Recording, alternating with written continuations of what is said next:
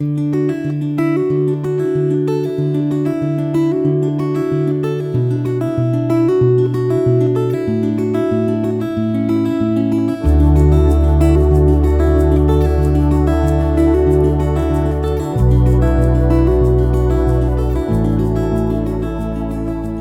reading begins in 1 Samuel, chapter 1, starting in verse 1.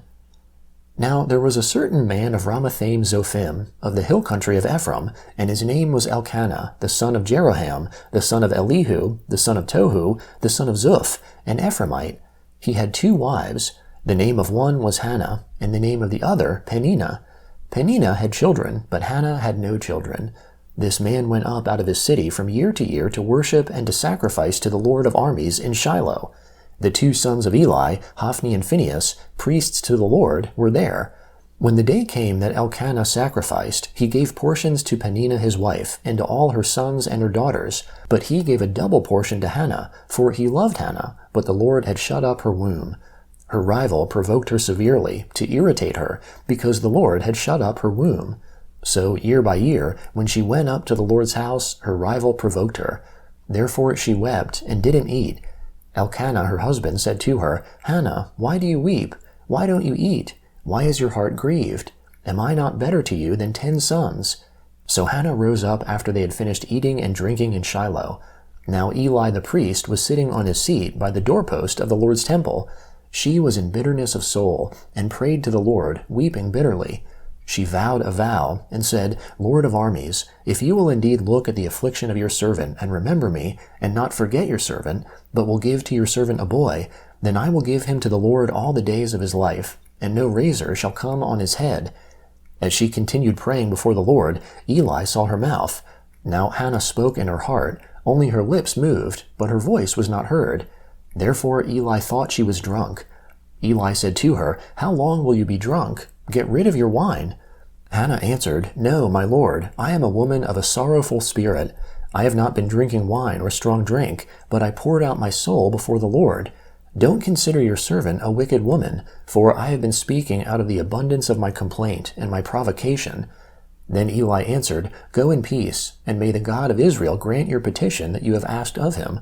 She said, Let your servant find favor in your sight. So the woman went her way and ate, and her facial expression wasn't sad any more. They rose up in the early morning and worshipped the Lord, then returned and came to their house to Ramah. Then Elkanah knew Hannah his wife, and the Lord remembered her. When the time had come, Hannah conceived, and bore a son, and she named him Samuel, saying, Because I have asked him of the Lord. The man Elkanah and all his house went up to offer to the Lord the yearly sacrifice and his vow. But Hannah didn't go up, for she said to her husband, Not until the child is weaned, then I will bring him, that he may appear before the Lord, and stay there forever. Elkanah her husband said to her, Do what seems good to you. Wait until you have weaned him. Only may the Lord establish his word. So the woman waited, and nursed her son, until she weaned him. When she had weaned him, she took him up with her, with 3 bowls, and 1 ephah of meal, and a container of wine, and brought him to the Lord's house in Shiloh. The child was young. They killed the bull, and brought the child to Eli. She said, Oh, my lord, as your soul lives, my lord, I am the woman who stood by you here, praying to the Lord. I asked for this child, and the Lord has given me my petition which I asked of him. Therefore I have also given him to the Lord. As long as he lives, he is given to the Lord. He worshipped the Lord there. Hannah prayed and said, My heart exalts in the Lord. My horn is exalted in the Lord. My mouth is enlarged over my enemies, because I rejoice in your salvation. There is no one as holy as the Lord, for there is no one besides you, nor is there any rock like our God. Don't keep talking so exceedingly proudly. Don't let arrogance come out of your mouth, for the Lord is a God of knowledge. By him actions are weighed. The bows of the mighty men are broken. Those who stumbled are armed with strength.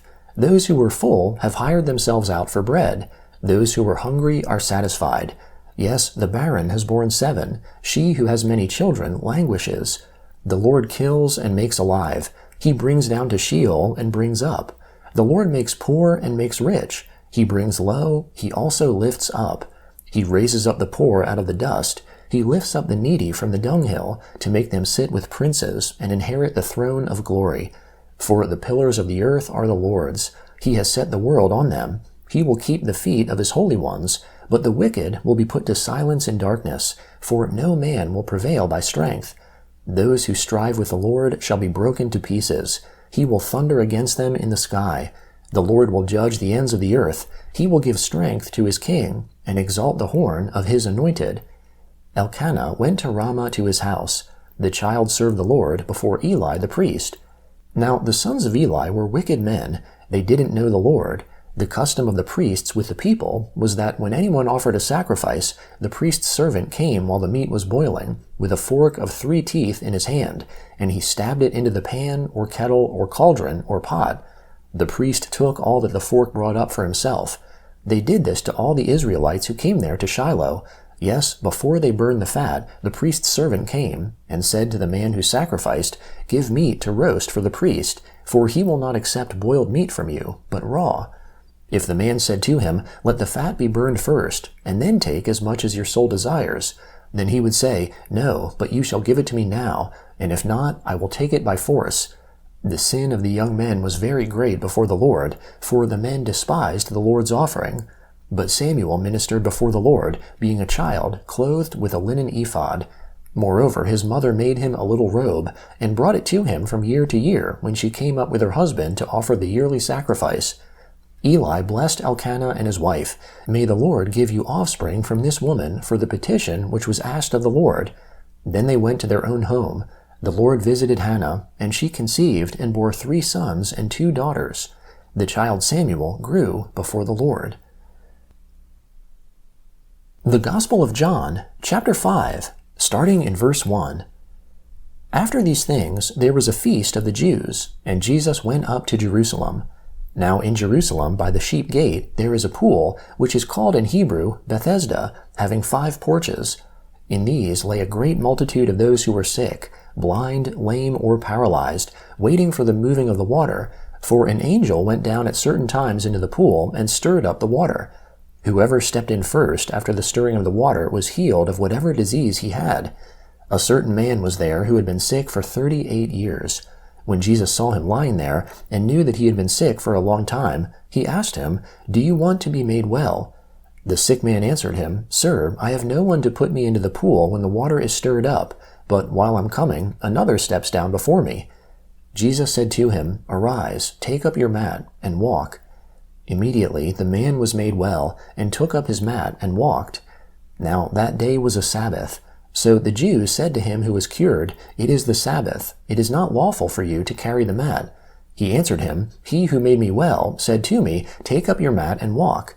Then they asked him, "Who is the man who said to you, 'Take up your mat and walk'?" But he who was healed didn't know who it was, for Jesus had withdrawn, a crowd being in the place.